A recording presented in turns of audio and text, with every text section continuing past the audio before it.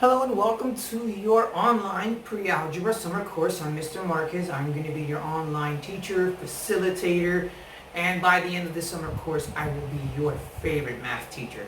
So along with this video, I uploaded a series of instructions on how the class is going to go, when we're going to have our virtual classrooms, when you're going to be emailing the assignments, and to which email you're going to be sending them to me.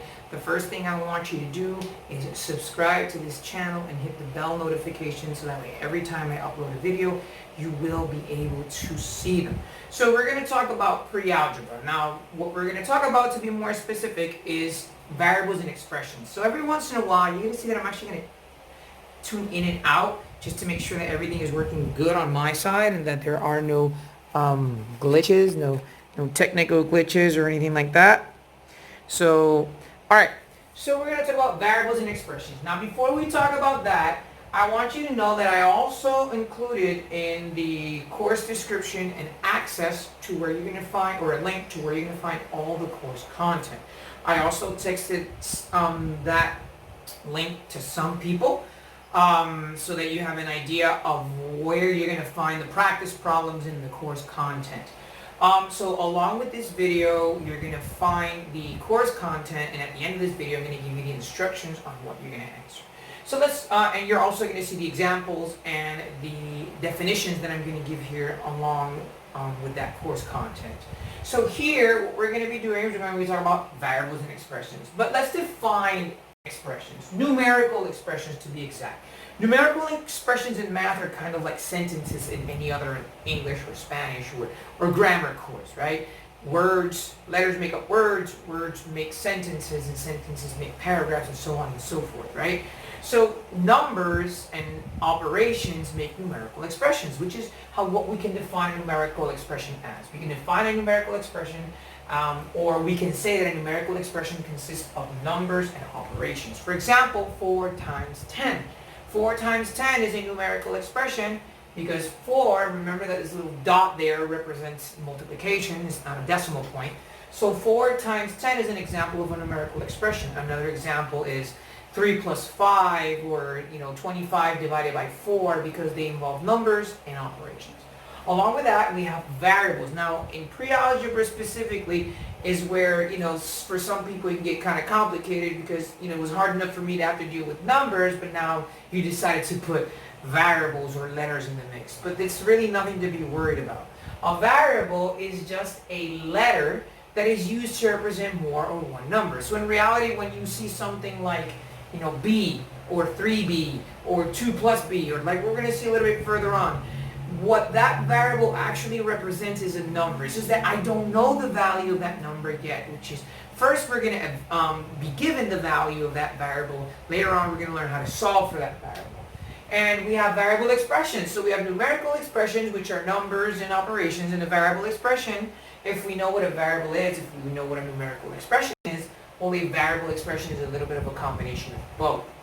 It says consists of numbers, operations, and variables. For example, 4 times d, which is a variable expression because there is a 4, there is a multiplication sign, there is a d, which would be the variable, can be written as 4d. Okay, now if you're having a little bit of difficulty following me, you can pause and rewind the video, and you also have the online content that you can follow. Now, the last definition that we're going to talk about is evaluate, and once we talk about that definition, we're going to go straight into our examples, and that way we can work with the problem. So, variable expression says consists of we said that variable expression consists of numbers, operations, and variable. I'm sorry. But to evaluate is to substitute a number for every variable, which is what we're going to do now. We're going to substitute a number for every variable, and this is where we're going to talk about our example, okay? So I'm actually going to go ahead and erase this. So I'm going to step out of the camera just to make sure that you guys can take a look at that, all right? Again, remember, you can pause and rewind the video, and if not, the content is also going to be available in the link that I provided. So what I'm going to do here is I'm just going to erase all this and then go straight to our example. This example is in the content that I have provided for you. So if you have a little difficulty seeing it or understanding it, you can go straight to section 1.1 and review the example. Okay, So the example says, during its summer feeding season, a blue whale eats about 4 tons of food every day. So in the summer feeding season, a whale eats 4 tons of food every day. It says to find out or to find about how much or how many tons of food a blue whale eats per day, simply multiply 4 by the number of days. Again, let me reread the example. It says during its summer feeding season, a blue whale eats about 4 tons of food every day. To find about how many tons of food a whale eats every day, you can simply multiply 4 by the number of days. So basically they're setting an example. They're saying that a blue whale can eat 4 tons of food every day. But if I want to know how many tons of food a whale eats in a specific amount of days, I can just multiply 4, which is the amount of food, by the number of days. Which brings us to the next example. It says, evaluate the expression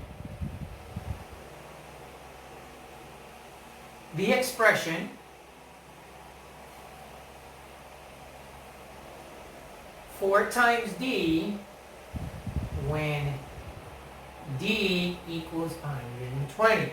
So why 4 times d? Because according to what I read to you a minute ago, you can find out how many tons of food a blue whale eats by multiplying 4 times the days. So D represents the days. And in this case, we have our variable expression, and we also have the value of that variable expression. Now, in order for me to answer these exercises, I need to be given a value. If I'm not given a value, then I can't evaluate the expression, which means I have to solve for the expression, which we're going to see later on down the line. But for now, we simply say evaluate the expression 4 times d when d equals 120. So what we're going to do is we're just simply going to substitute. Instead of writing 4 times d, I'm going to change that into 4 times 120. And 4 times 120 equals 480. And that is my answer. So in 120 days, a whale or a blue whale eats 480 tons of food. Again, here's my sample problem. It's telling me that a blue whale can eat up to 4 tons of food in one day. And that to know or to find out how many tons of food a whale can eat in a day, I take the 4 for 4 tons and multiply it by the amount of days. Now here, they're telling me, or then the next step is to evaluate the expression 4 times d when d equals 120, and we're assuming that the d is related to the days, okay? So that's why they use d, but you could use any variable, it doesn't have to be d. And I change the value of d to 120 and multiply 4 times 120, which is 480 tons. Okay, now our second example. Our second example is right down here, and it says, evaluate each expression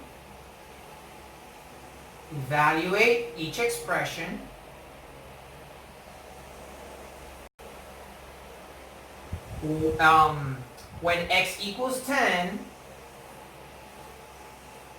and y equals 4. Okay, and then there's the first one is x plus y, and the second one is x, y.